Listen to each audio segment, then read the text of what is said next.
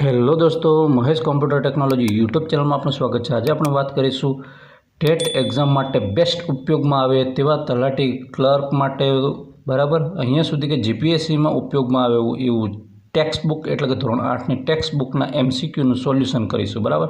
હવે દેખવા જઈએ તો ટોટલી ચેપ્ટર લઈ લઈશું બરાબર। તો આપણે અહીંયા દેખીએ છીએ આ अंदर चैप्टर है पहलू प्रकरण है जेनु नाम है भारत में यूरोपियनो और अंग्रेजी शासन की स्थापना। आ टोटली ने काम लगे एवं विडियो है।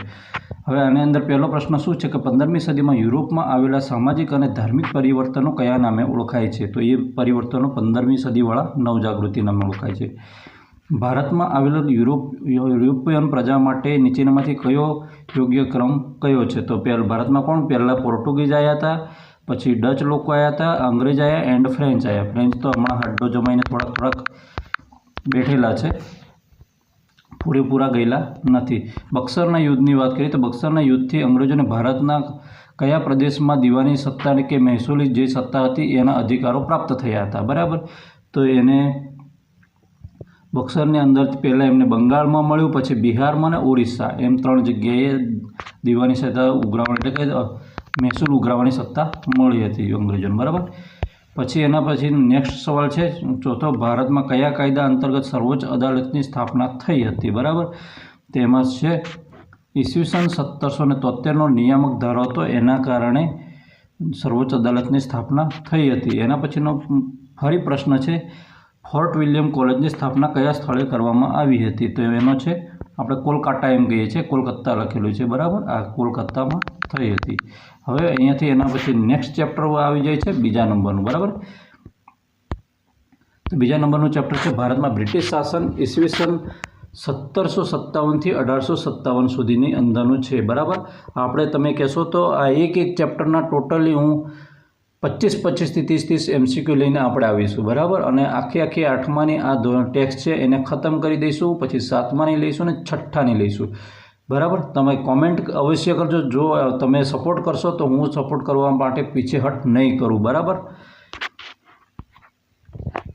हवे अहींया छे कायमी जमाबंदी रैयतवारी अने महालवारी जमीन महसूल पद्धतिनी शरूआत करनार हता। कोण हता? तो कॉर्नवेलिस, थॉमस मुनरो अने होल्ट मेकेन्स बराबर। नीचेना आदिवासी विद्रोह ने एनो कालक्रम है एना प्रमाणे गोठववानो छे बराबर। आदिवासी जे हतुं एमां पहेलुं कयुं ए थयो तो विद्रोह तो कौल, पछी एना पछी संथाल लोकोए तोफान कर्युं, पछी बसीर अने पछी वारली नामना हता एमणे तोफान कर्युं हतुं, एटले के विद्रोह कर्या हता। एना पछी नीचे छे आ एक जबरदस्त शब्द है बराबर। उल गुलालनो अर्थ शू है बराबर? तो उल गुलालनो अर्थ एवो थाय छे कि महान विद्रोह बराबर। पछी गळीना रमखाणो कया वर्षे थया हता बराबर? तो गळीना रमखाणो हता ए जनरली देखवा जाए तो 1859 થી 60 वच्चे थया हता बराबर।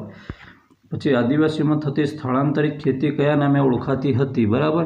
तो आ प्रकारनी खेती छे ने झूम खेती तरीके ओळखाती हती। हवे एना पछी नेक्स्ट है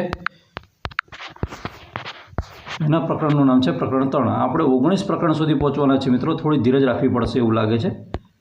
धीरज राखशो एमां फायदो छे, बाकी अहींया बेस्ट आपीश एटले के नीचेना पैकी कई जोड़कું साचું છે? तो अहींया पहेલું कानपुरमां नाना साहेब हता, पछी लखनऊमां बेगम हजरत महल, जगदीशपुरमां कुंवरसिंह था बराबर। आ योग्य है। ईस्वीसन 1857 स्वतंत्र संग्राम में तात्कालिक कारण नीचे एनु फटाफट तरतनु कारण शू हतुं बराबर? तो चरबीवाळा कारतूसो खावाथी पछी अंग्रेजों ने पेलुं मोढाथी तोड़वा कीधुं, पछी एमां धार्मिक वृत्ति दुभाता एमणे फाइटिंग करी पाड़ी बराबर। अने तमने खबर होय तो एमां एक ब्राह्मण पण सैनिक हतो बराबर, अने मूळ एणे ए व्यक्तिए तोफान चलाव्युं हतुं। एनी पर आखी एक मूवी बनी गई है, तमने याद होय तो। हवे एटली बधी डिटेल में आपणे वात करी दीधी। 1857 घटना ने कया लेखके प्रथम स्वतंत्र संग्राम गणाव्यो छे बराबर? तो 1857 एमां देखवा जईए तो वीडी सावरकर हता, एमणे प्रथम स्वतंत्र संग्राम गणाव्यो हतो आ घटनाने बराबर। VD Savarkar is powerful man आपणी आज़ादी माटे કંઈ એમનું કંઈ યોગદાન કંઈ ઓછું ન હતું. ઈસવીસન 1857ના સ્વતંત્ર સંગ્રામમાં ક્રાંતિકારીઓએ કોને ભારતના શહેનશાહ તરીકે જાહેર કરવાનું નક્કી કર્યું હતું? બરાબર, તો ભારતના ક્રાંતિકારીઓએ બહાદુર શાહ બીજો હતો, એને ભારતના શહેનશાહ તરીકે બેઠાવવાનું એ નક્કી કર્યું હતું. પણ તે વખતનો 1857 વિપ્લવ કેમ નબળો પડ્યો? એના ઘણા બધા કારણો હતા. કેમ કે કેટલાક દેશ માટે નહોતા લડતા, પોતાનું સ્વરાજ્ય એટલે કે પોતાનું એ હતું એના માટે લડતા હતા. કેટલાક પોતાને પર્સનલ, સિમ્પલ કહીએ તો પર્સનલ કારણ માટે લડતા, એટલે પાછા પડ્યા હતા. આ મેન કારણ કહું. ઈસવીસન 1857ના સ્વતંત્ર સંગ્રામમાં અંગ્રેજોનો વિજય થયો. કારણ કે કેમ એ લોકો એ થયા? તો એમાં એ લોકોને શક્તિશાળી અને આધુનિક સેના હતી, તાર ટપાલ અને રેલવેની આધુનિક સેના હતી, અને ભારતમાં કેન્દ્રીય નેતાગીરીનો અભાવ હતો. દેખો, આ મેન કારણ હતું ને યાર, મેં હમણાં વાત કરી. કેમ કે બધા ઉમેદવારો હતા પોતે પોતાના કામ માટે લડતા હતા, તો ખતરનાક ફાઇટર, ભૂકા કાઢી નાખે એવા, પણ કારણ એ હતું. બરાબર, એટલે યુનિટી ઇઝ પાવરફુલ હોય છે, એકતા જરૂરી છે. ચોથો છે અંગ્રેજ સમયના શહેરો, ગૃહ ઉદ્યોગો અને ખાલી ઉદ્યોગો, એના વિશે વાત કરી છે. તો ઈસવીસન 1873માં અકબરે ગુજરાતનું કયું સમૃદ્ધ બંદર જીતી લીધું હતું? તેણે સુરત પર જીતી લીધું હતું. પેલી કોઠી સ્થાપનાવાળી વાત તમને કદાચ ખબર હોય તો. આધુનિક નવી દિલ્હીની ડિઝાઇન કયા સ્થિતિએ તૈયાર કરી હતી? એટલે કયો સ્થાપત્ય તો એણે તૈયાર કરી હતી? તો જે આધુનિક એની હતો એ એડવર્ડ લુટિયન્સ અને હર્બર્ટ બેકર છે. મોસ્ટ ઇમ્પોર્ટન્ટ ક્વેશ્ચન છે, આ પૂછી લેશે. જોરદાર છે. પછી વર્તમાન રાષ્ટ્રપતિ ભવન પહેલાં કયા નામે ઓળખાતું હતું? હા, હમણાં વચ્ચે ફરી પાછું બન્યું, હમણાં ખબર હોય તો તમને. કરંટમાં બન્યું છે, વાઇસરોય હાઉસ તરીકે ઓળખાતું હતું. પછી એના પછીનો ચોથા નંબરનો સવાલ આવે છે, એને દેખવા જઈએ. બરાબર, ચોથા નંબરનો સવાલ શું કહે છે? ગુજરાતમાં સૌપ્રથમ સુતરાઉ કાપડની મિલ સ્થાપનાર કોણ હતા?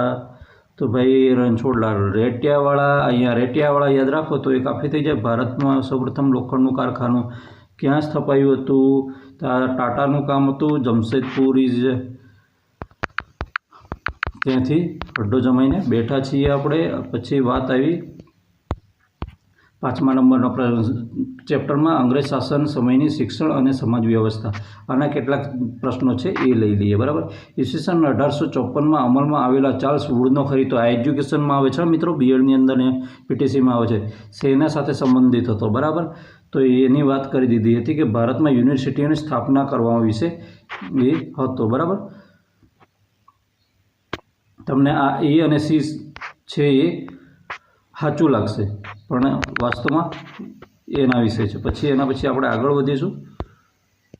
હા, તમને કોમેન્ટ જે પ્રશ્ન લાગે. મહાત્મા ગાંધીની પ્રેરણાથી સ્થપાયેલી ઉચ્ચ શિક્ષણની સંસ્થાઓ કઈ કઈ હતી? બરાબર, તો આ જે વિશ્વવિદ્યાલય, આ બધી ઉપરયુક્ત તમામ છે, તમામે તમામ છે. ગુજરાત વિદ્યાપીઠ અમદાવાદ છે, બનારસ હિન્દુ વિદ્યાપીઠ, પછી જામિયા મિલિયા દિલ્હી, આ બધી જ ગાંધીજીના પ્રેરણાથી થયેલી હતી. ભારતીય નવજાગૃતિના જનક કયા મહાનુભાવને ઓળખવામાં આવે છે? બરાબર, તો જે ભારતીય એના હતા રાજા રામ મોહન રાય હતા. બરાબર, તમે એવું નહીં કહી દેતા કે રવિન્દ્રનાથ ટાગોર હતા અને દયાનંદ સરસ્વતી. અહીંયા રવિન્દ્રનાથ ટાગોર પાસે પોકી જાય એવું લાગે રહ્યું. રવિન્દ્રનાથ ટાગોર તેમને કઈ કૃતિ માટે પારિતોષિક મળ્યો હતો? એમની રવિન્દ્રનાથ ટાગોરનું નામ આવે એટલે આપણે ગીતાંજલિને યાદ કરીએ જ. બરાબર, કન્યાના લગ્નની વય નક્કી કરતા કાયદાઓ કયા હતા? એને શું કહેવાય? તે વય સંમતિ ધારો હતો તે વખતનો. બરાબર, હવે આપણે છઠ્ઠા પ્રશ્ન પાઠ બાજુ જઈશું. સ્વતંત્ર ચળવળો છે, છઠ્ઠા પાઠનું નામ છે, એનું નામ છે 1885થી માંડીને 1947 સુધી. આ મોસ્ટ ઇમ્પોર્ટન્ટ સમયગાળો છે હિસ્ટ્રી તૈયાર કરવા માટેનો. બરાબર, હિલ્બર્ટ બિલનો હેતુ શું હતો? અત્યારે તો આટલું છે, આની અંદર તમે કાઢો તો 5000 ક્વેશ્ચન નીકળે. કેટલા? આટલા જ વિષય, એમાંથી 5000 MCQ નીકળે, એટલી બધી ડેટા છે એની અંદર. હિલ્બર્ટ બિલનો હેતુ શું હતો? ભારતીય ન્યાયાધીશ પણ યુરોપિયન નાગરિકોનો કેસ ચલાવી શકે તે માટેની જોગવાઈ હતી. હિલ્બર્ટ બિલ એ એવું હતા. અહીંયાથી આપણી એન્ટ્રી થવાની ચાલુ થઈ ગઈ હતી ન્યાયની અંદર. બરાબર, નીચે પૈકી કયા નેતા માવળવાદી ન હતા? બરાબર, જહાલવાદી, માવળવાદી, પેલા એક શાંત ને એક તોફાની, બે ભાગ પડ્યા હતા, ખબર હોય તો. બરાબર, તો એ કયા હતા?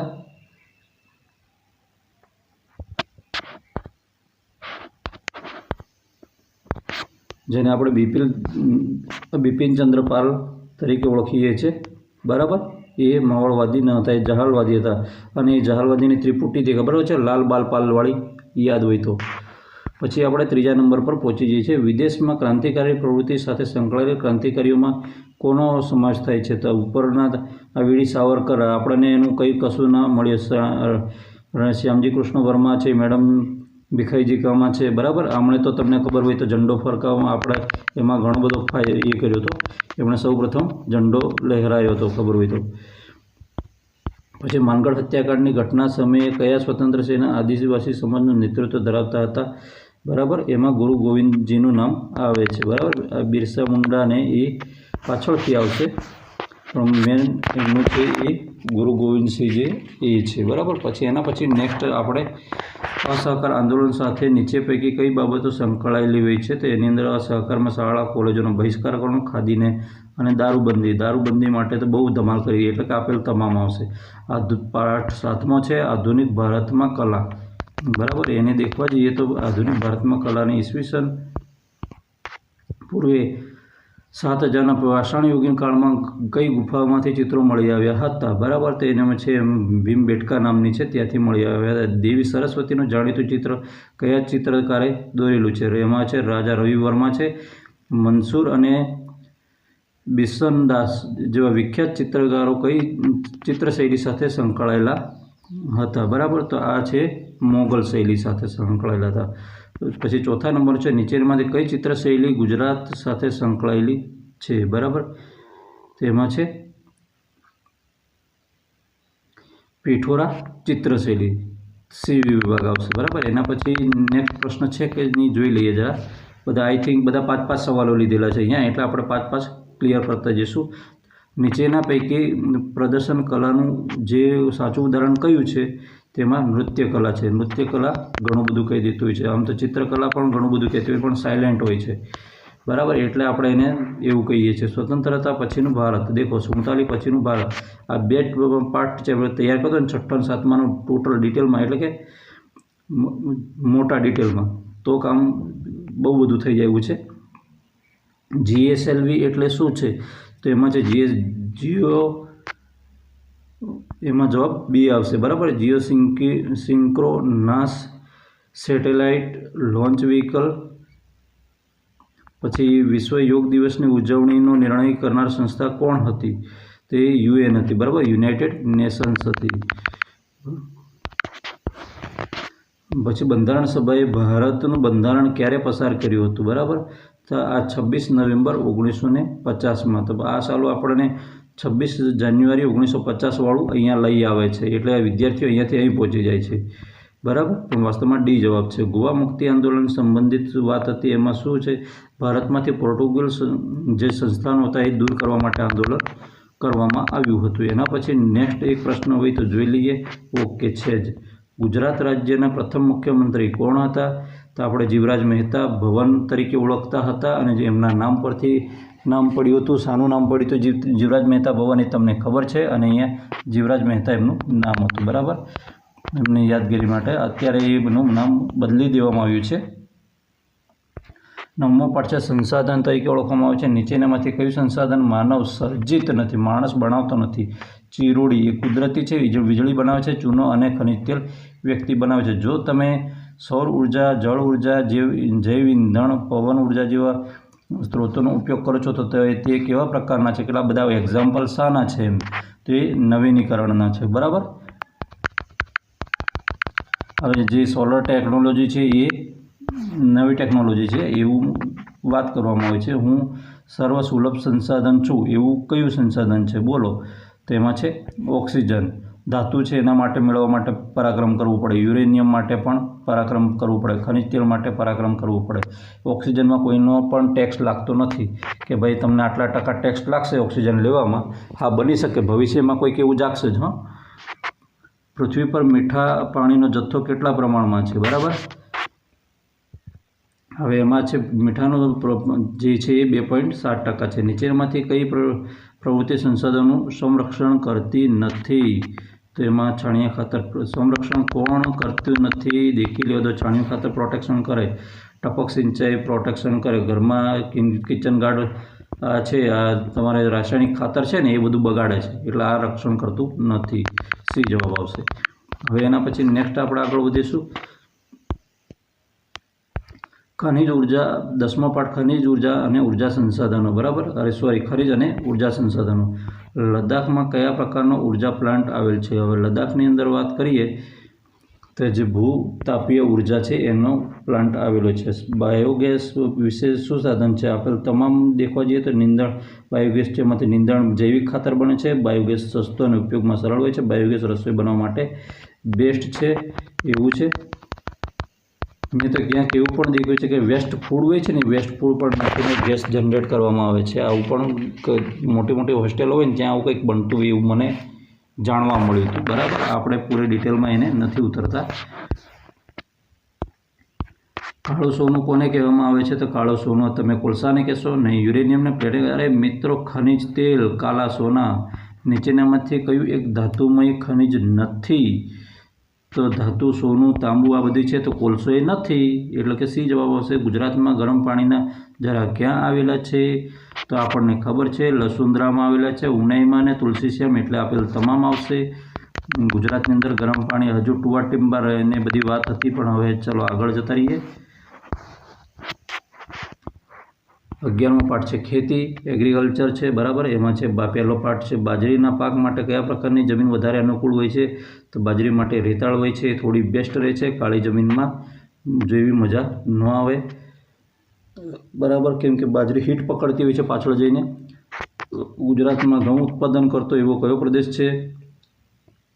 ભાલ પ્રદેશ છે. બરાબર, તમને કદાચ ખબર હોય તો ગુજરાતનો મેપ છે આખો ખેતી વિષયક પણ હોય છે, કે જેમાં અમુક વિસ્તારમાં જે પાક થાય છે ને, તમે જો પ્રોપર તૈયારી કરતા હોય ને તો એ રીતે તૈયારી કરો તો ગુજરાતના મેપને એવી રીતે જનરેટ કરો. બરાબર, તો એ બેસ્ટ રહેશે તૈયારી કરવામાં. એટલે તમારે વાંચવું ના પડે, ખાલી ગુજરાતનો નકશો જોઈ લો ને તો બી તમને યાદ રહી જાય કે આ વિસ્તારમાં આવું થાય છે. કયા પ્રકારની ખેતીમાં વૃક્ષોને કાપીને, સળગાવીને કે જમીન સાફ કરીને ખેતી કરવામાં આવે છે? બરાબર, સ્થળાંતરિત ખેતી, ઝૂમ ખેતી, અહીંથી તઈ દોડતા ભાગતા ખેતી. આપણે આગળ પ્રશ્ન સોલ્વ કરી દીધું. નીચેનામાંથી કયા પ્રકાર માટે ટપક સિંચાઈ વધુ અનુકૂળ નથી એમ પૂછ્યું છે? બરાબર, તો અહીંયા વાત કરીએ ટપક સિંચાઈ ઘઉં માટે અનુકૂળ નથી. કપાસ માટે રહે, ટમેટા માટે, પપૈયા માટે. ઘઉં માટે એક હાથે પાણી દબદબાઈને જવા દેવું પડે પાળિયાથી. બરાબર, અને વધારે પડતું ભરવામાં આવે તો ઘઉં પાછા એનો કલર બદલાઈ જતો હોય છે. બરાબર, નીચેનામાંથી કયું પરિબળ ખેતીના વિકાસ માટે અસર કરતું નથી? તેની અંદર પિયત ફુવારા, સુધારેલા બિયારણો અસર કરે છે, કૃષિ મેળાઓ અસર કરે છે, સિંચાઈનો સતત અને વધુ પડતો ઉપયોગ છે, આ વધુ ઇફેક્ટ કરતું નથી ખેતીના વિકાસને. બરાબર,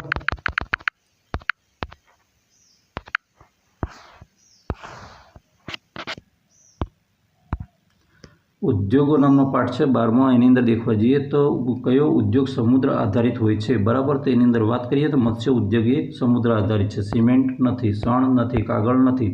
કાગળ એ શું કહેવાય, વનસ્પતિ એના માટે આપણે શું કહેવાય, ઝાડ પર આધારિત છે. નીચેનામાંથી કયું સહકારી ક્ષેત્રનું ઉદાહરણ છે? નથી એમ કહેતા તો આપણે કહી દેતા. બરાબર, પણ આ તો છે એમ કીધું છે, એટલે સહકારીમાં અમૂલનું નામ પહેલું આવી જાય. બરાબર, હવે અહીંયા આગળ વધીએ. નીચેનામાંથી કયા પરિબળો ઉદ્યોગોના સ્થાનિકરણ પર અસર કરે છે? બરાબર, તો એમાં સ્થાનિકરણ પર અસર કરે છે શ્રમ, ઉર્જા, મૂડી. આ બધું હોય તો તમે ઉદ્યોગો એક સ્ટેટસ પર અડ્ડો જમાઈને બેસી શકે. બાકી ઉદ્યોગ આજે ઊભો કર્યો અને બિઝનેસને કાલે પડી જતા વાર ન લાગે. મૂડી હોવી જરૂરી છે. નીચેનામાંથી સ્ટીલનું ઉત્પાદક કેન્દ્ર કયું નથી? તો જમશેદપુર ઇઝ લોખંડનું છે એવું કહેવાય છે, પણ ત્યાં એ કરવામાં છે. દુર્ગાપુર, જયપુર ને ભિલાઈ એ બધા એ છે. બરાબર, ઢાકામાં કયું કાપડ જગ વિખ્યાત છે? હવે ઢાકાનું છે છીંટ નામનું. આ ઇમ્પોર્ટેડ છે. આ તો કદાચ આપણને મગજમાં આવે બી નહીં કે છીંટ નામનું કોઈ કાપડ હોય છે. માનવ સંસાધન શું છે? તો માનવ સંસાધનની વાત કરીએ, અમારા ગામમાં 7થી વધુ ઉંમરની વસ્તી 700 છે, તેમાંથી 630 વ્યક્તિ સાક્ષર છે. તો અમારા ગામનો સાક્ષરતા દર શું હશે? તો એમાં તમારે શું કરવાનું રહેશે? તો સૌ પ્રથમ આ 630 ભાગ્યા 700 કરી દેવાનું રહેશે. બરાબર, ઇઝ ઇક્વલ ટુ જે જવાબ આવે એ એવરેજ દેખવા જઈએ તો આપણે અહીંયા 90% વાળો જવાબ આવશે, એટલે કે સી જવાબ આવશે. ખૂબ જ ગરમ તથા ખૂબ જ ઠંડા વિસ્તારોની આબોહવા ખાલી જગ્યા આબોહવા કહેવાય છે. બરાબર, સમ કહેવાય, વિષમ કહેવાય કે સમશીતોષ્ણ કહેવાય? તેમાં સમશીતોષ્ણ કહેવાય. બરાબર, ખૂબ જ ગરમ તથા ખૂબ જ ઠંડા વિસ્તારોની આબોહવા.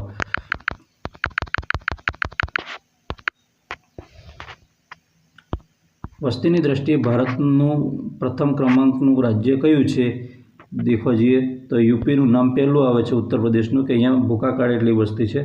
નીચેના કયા પ્રદેશમાં વધુ વસ્તી ગીચતા જોવા મળે છે? તો અહીંયા નીચેનામાંથી કયા વિસ્તારમાં વધુ વસ્તી ગીચતા જોવા મળે? આ તમે જવાબ આપી દેજો. ચલો હેલો, હું અહીંયા એ બધું, મને એવું લાગે છે કે ટાઈમ ઓવર થઈ રહ્યો છે. બરાબર, કયા રાજ્યનો સાક્ષરતા દર સૌથી ઓછો છે? તો આપણે એમાં કોઈને નહીં પકડવાનું, આ બિહારને. પણ અત્યારે બિહાર બનાવવા એવું લાગે ને કે આખું ઇન્ડિયા હલાવતું એવું લાગી જાય ક્યારેક. બિહારનું નામ બધા આખા કોઈ બી એવું સ્ટેટ નહીં હોય કે જ્યાં બિહારનું નામ ના પડતું હોય. 14મો છે આપત્તિ વ્યવસ્થાપન, ડિઝાસ્ટર મેનેજમેન્ટ. હવે અહીંયા કરીએ, કોરોના મહામારી દરમિયાન નીચેનામાંથી શું કરવું હિતાવહ નથી? બરાબર, કોરોના જેવી મહામારી ચોપડીમાં આવી ગઈ હોય, હવે એમાં છે ક્વોરન્ટીન. જે કરે આ જરૂરી નથી. માસ્ક પહેરવું અને વખતો વખત આદેશ પાળવું, ભીડમાં એકઠા થવું, આ છે એ તમે. નીચેનામાંથી કયું દાવાનળ ઉદ્ભવવાનું કારણ નથી? હવે એની અંદર છે એ દાવાનળ છે એ તમે દેખો તો ભૂમિ ઉપરનો ભાગ નીચે જવો એ દાવાનળનું કારણ. વીજળી પડી, આગ લાગી જાય, વૃક્ષો હળગી જાય, જંગલમાં ફરતા ઘર્ષણ થાય ને અને અકસ્માત થઈ જાય. પછી તીડનો ખોરાક શું હોય છે? તો તીડ શું ખાતા નથી? તો સાલા તીડ તો છે ને, મને લાગે ત્યાં સુધી લીમડો નથી ખાતા. પ્રાણના ખાઈ જાય, ફૂલ બી ખાઈ જાય, ને ધાન્ય હોય ને તો ધાન્ય બી ખાઈ જાય, એટલા ખતરનાક હોય છે. પછી એમાં દેખવા જઈએ તો નેક્સ્ટ એના પછીનો સવાલ શું આવે છે? કઈ આપત્તિ એવી છે જે કુદરતી અને માનવ સર્જિત છે? બરાબર, તો સાલું દાવાનળ છે એ છે. પછી દાવાનળ, ભૂકંપ છે એ આપણા કંટ્રોલમાં નથી, વાવાઝોડું આપણા કંટ્રોલમાં નથી, તીડ આવે તો એ પણ આપણા કંટ્રોલમાં નથી, પણ દાવાનળ છે એ આપણા કંટ્રોલમાં હોય છે. એટલે એને કંટ્રોલ કરી શકાય, અને એ માણસો દ્વારા થઈ શકે એવું છે કે એમણે કોઈ માણસે કંઈક ડખો કર્યો હોય ને પછી કંટ્રોલ આઉટ ઓફ કંટ્રોલ થઈ જાય ને પછી મોટું રૂપ ધારણ કરી લે. ભારતના કયા રાજ્યોમાં તીડનો પ્રકોપ વધુ જોવા મળે છે? આ તીડ તમને દેખવા જાઓ તો ગુજરાતની અંદર ને રાજસ્થાનમાં આ બોર્ડર પર ત્યાં વધારે દેખવા મળે છે. એ આવે ને પછી આખા ઊભા ખેતરો ચટકી જાય. હમણાં ઓછા છે, ગઈ સાલના. આપણે 15મા પ્રકરણ પાસે આવી ગયા છે. આ 15મું પ્રકરણ છે કેવું છે કે ભારતીય બંધારણ એનું નામ છે.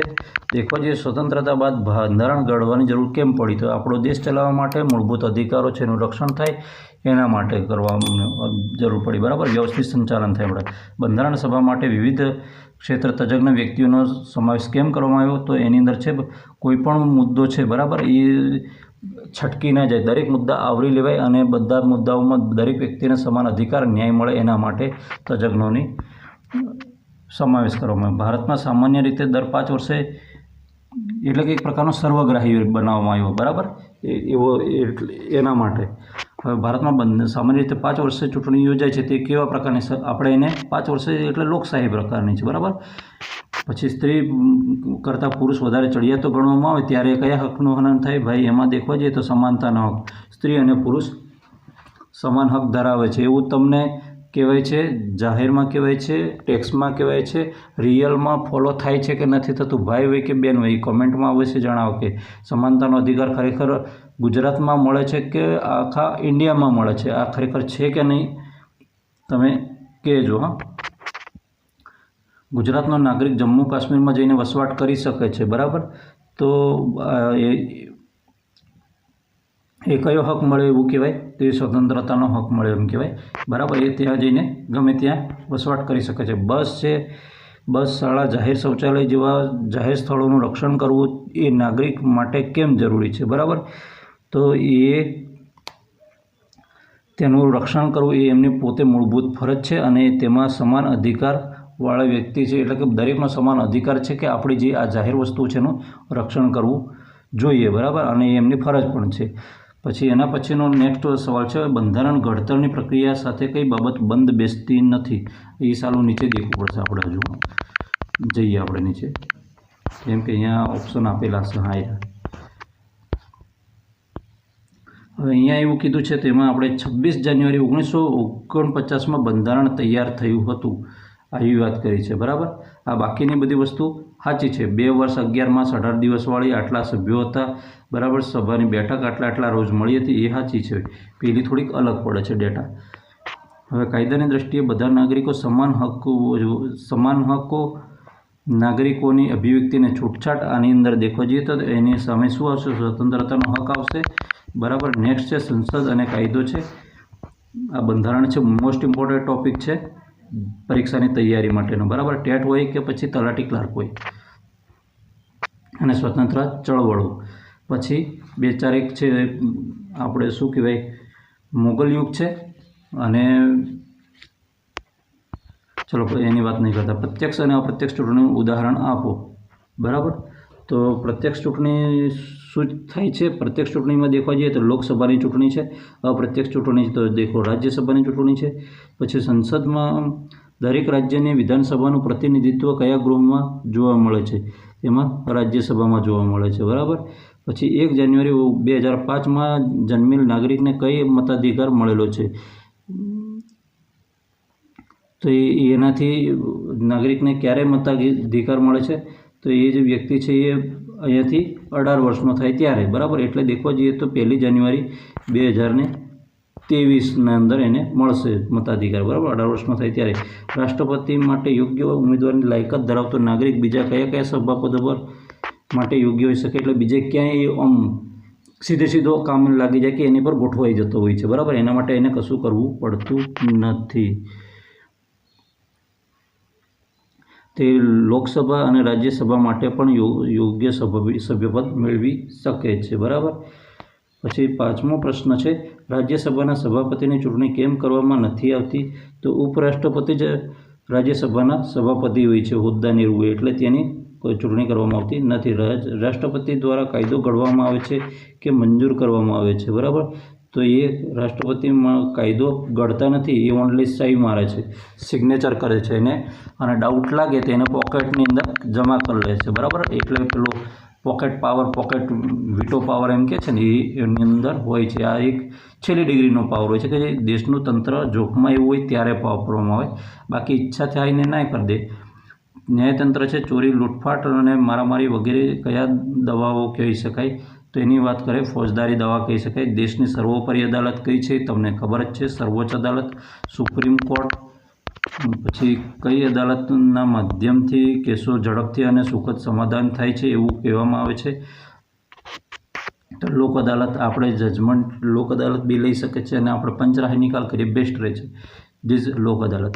સર્વોચ્ચ અદાલતના ન્યાયાધીશને કઈ ખાસ પ્રક્રિયા દ્વારા હોદ્દા પરથી દૂર કરી શકાય છે? આ જોરદાર છે. એને કહેવાય મહાભિયોગની પ્રક્રિયા. મહાભિયોગ એક માટેની ઘણા બધા વ્યક્તિ એવા છે કે જેના પર લાગે છે અને લાગુ પાડી શકાય છે. એમાં ન્યાયાધીશ પણ બાકાત નથી એટલું. બરાબર. કઈ અદાલતમાં ન્યાયાધીશ 25 લાખ સુધીના કેસોની સુનાવણી હાથ ધરે છે? હવે એનો અંદર દેખવા જઈએ તો જિલ્લા અદાલતની અંદર આટલો એ હોય છે. અનિલભાઈ ગુનો કરે છે ત્યારે અશોકભાઈનો હક છીનવાઈ જાય છે. તે સમયે ન્યાયની જરૂર પડે ત્યારે ન્યાય મેળવવા ક્યાં જશે? બરાબર. તો ન્યાય મેળવવા માટે એ ક્યાં જશે? તો અનિલભાઈ છે, હવે અશોકભાઈનો હક છીનવાઈ જાય એટલે અશોકભાઈ જશે, ક્યાં જશે? ન્યાયાલયમાં જશે. રોજબરોજના કેસોના ભારણ ઘટાડવા માટે કઈ અદાલતની રચના કરવામાં આવી? બરાબર. તો એની અંદર દેખવા જઈએ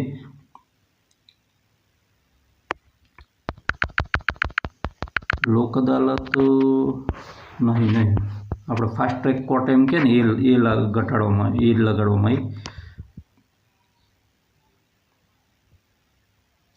પછી એના પછીનો છે આસામ, અરુણાચલ પ્રદેશ, મણિપુર, મેઘાલય.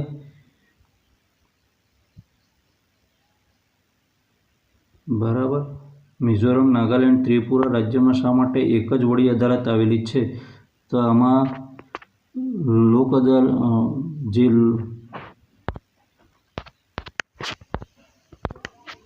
આમાં કેવું છે, ઘણા બધા રાજ્યો છે અને વસ્તી ઓછી છે. આમાં કેવું છે, ઘણા બધા રાજ્યો છે અને વસ્તી ઓછી છે, એના કારણે રચના કરવામાં આવી, બરાબર. અને આ રોજબરોજના કેસોની અંદર તો મને લાગે છે ત્યાં સુધી લોક અદાલતનો જવાબ આવશે. ફાસ્ટ ટ્રેક એ કે રહીમભાઈ આર્થિક પરિસ્થિતિ ખૂબ નબળી છે, બરાબર. નોકરીના સ્થળે અન્યાય પ્રવૃત્તિઓ ભૂલના ભોગ બન્યા છે, તો તે ક્યાં જશે? તે લોક અદાલતમાં જશે. લીગલ એડ કહેવાય એને, એટલે કે સલાહકાર, મફત કાનૂની સહાય સલાહકાર છે, ત્યાં જશે કે હવે શું કરવું તે. હવે 18મો પ્રશ્ન આવી ગયો છે, સામાજિક ન્યાય અને સામાજિક વિસંગતતા. દીપાભાઈ અને સમીરભાઈ કોલેજ કાળથી મિત્રો છે. દીપકભાઈ છે ઉદ્યોગપતિ છે અને સમીરભાઈ એક ખાનગી કંપનીમાં સામાન્ય વેતનથી નોકરી કરે છે. આ બંને મિત્રો વચ્ચે પ્રથમ નજરે કયા પ્રકારની અસમાનતા જોવા મળે છે? બરાબર. તો આની અંદર દેખવા જઈએ તો આવકની, બરાબર. આની અંદર આ ભાઈની આવક અલગ છે ને પેલા ભાઈની આવક અલગ છે. એટલે કે સામાજિક અસમાનતા ઊભી થવા પાછળના જે કારણો છે એ કયા કયા કારણો છે? તો શિક્ષણનો અભાવ પણ હોઈ શકે, સામાજિક ખરાબ રૂઢિરિવાજો હોય છે, રૂઢિગત માન્યતા હોય છે, કેટલા બી હજુ જાદુતંત્રમાં માનતા હોય છે, કેટલાક કુરિવાજો એવા હોય છે કે કેટલાક સમાજમાં ભૂકા કાઢી નાખે એટલા દેવાઓ કરીને માણસો કામ કરતા હોય છે, બરાબર. અને શિક્ષણનો અભાવ હોય છે, એના કારણે એમને ખરેખર શું છે સાચું એ ખબર હોતી નથી અથવા ઓછી હોય છે, બરાબર. પછી એના પછી આપણે આગળ વધીશું. એના પછી શું સવાલ છે? હા, ભારતના બંધારણમાં કઈ હંતાઈ જાય છે? ભારતના બંધારણમાં નાગરિકો માટે ન્યાય આપવાની જોગવાઈઓમાં કયા પ્રકારના ન્યાયનો સમાવેશ થતો નથી? તો જે અનૈતિક વસ્તુઓ છે એની માટે નથી કરતા. તમે ન્યાય જોઈતો હોય તો આર્થિક રીતે કંઈક પ્રોબ્લેમ છે, સામાજિક અથવા રાજનૈતિક, બરાબર. તમે અનૈતિક રીતે ગમે તે કર્યું છે ને પછી એના માટે માંગવા ઉપડી જાઓ છો. પણ સાલું મને એવું લાગી જાય છે કે ઘણી જગ્યાએ અનૈતિક પરાક્રમવાળા માણસો બિંદુસથી છૂટી જતા હોય છે. નીચેનામાંથી સંયુક્ત રાષ્ટ્રો દ્વારા આપવામાં આવેલ માનવ અધિકારોમાં કોનો સમાવેશ થાય છે? સંપત્તિનો અધિકાર છે, શિક્ષણ મેળવવાનો, અભિવ્યક્તિનો, એટલે તમામ આવશે, ડી આવશે, બરાબર. હવે 5મા નંબરનો છે માનવ અધિકારો વિશ્વના તમામ દેશોમાં સમાન રીતે લાગુ પાડવાની ઘોષણા કોના દ્વારા કરવામાં આવી હતી? આવું કોને મગજમાં આવ્યું હતું? સંયુક્ત રાષ્ટ્રોને મગજમાં આવ્યું હતું, બરાબર. સંયુક્ત રાષ્ટ્ર દ્વારા, કારણ કે વિશ્વના દરેક દેશોને સમાન અધિકાર મળે તે ઉદ્દેશ્ય હતો એમનો. હવે 6 નંબરના સવાલમાં ઘૂસીશું કે ગુજરાતમાં સરપંચ ચૂંટણીમાં સરપંચનું સ્થાન કેટલી વાર કોઈ મહિલા માટે અનામત રાખવામાં આવે છે? બરાબર. કેટલીક વાર મહિલા માટે અનામત રાખે છે. આ જોગવાઈ એટલે કે અનામતની જોગવાઈ શું કારણ છે? તો સ્ત્રીઓ પણ રાજકારણની અંદર ભાગીદારી લેતી થાય અને એની અંદર કામગીરી કરતી થાય એ ઉદ્દેશ્યથી અનામત ગોઠવવામાં આવી છે. 19 નંબરનો લાસ્ટ આપણે અહીંયા આવી જાય છે. સામાજિક આર્થિક ક્ષેત્રે સરકારની ભૂમિકા. સમાજે જેમ પ્રગતિ કરી તેમ જરૂરિયાતોમાં બદલાવ આવ્યા તે દર્શાવતું એક ઉદાહરણ આપો. હવે પહેલી વાત કરીએ કે એનું એક્ઝામ્પલ શું હોઈ શકે? તો પહેલાં લોકો હતા એ ઘોડાગાડી છે, બળદગાડી છે, એમાં મુસાફરી કરતા હતા. હવે સામાન્ય લોકો છે એ ઝડપના અને સમયના અભાવના કારણે વ્યક્તિઓ ટ્રેન છે, બસ છે, વિમાન છે, આવી વસ્તુની અંદર એટલા સમય સાથે બધું બદલાવ આવતો થઈ ગયો. નાના બાળકોના સારવારના અભાવે મૃત્યુ ન થાય તે માટે સરકારે શું કરવું જોઈએ? તો તે માટે સરકારે આરોગ્ય કેન્દ્રો છે, હોસ્પિટલો છે, રસીકરણ, મફત સારવાર, આવી બધી સુવિધાઓ વિકસાવવી જોઈએ, તો જેના કારણે બાળ મૃત્યુ દર છે એ ઓછો થઈ જાય. પછી રાશનની દુકાનમાં મળતું અનાજ બજાર ભાવ કરતાં ઓછા કેમ આપવામાં આવે છે? તો આપણે લલચાવવા માટે આપવામાં આવે છે? નહીં ભાઈ, કારણ કે ગરીબ વર્ગને સસ્તા અનાજની ખાદ્ય સામગ્રી ઉપલબ્ધ થાય અને ભૂખમરો છે આવી બધી વસ્તુઓ છે એ દૂષણ નાશ થાય એના માટે આપવામાં આવે છે. ઓકે મિત્રો, વિડીયો ગમે તો વિડીયોને લાઇક કરજો, ચેનલ પર ન હોય તો ચેનલને સબસ્ક્રાઈબ કરવાનું બિલકુલ નહીં ભૂલતા. અને કંઈ પણ પ્રશ્ન લાગે તો કોમેન્ટમાં અવશ્ય કહેજો, એનો જવાબ આપવાનો પ્રયત્ન 100% કરીશ. જય હિન્દ.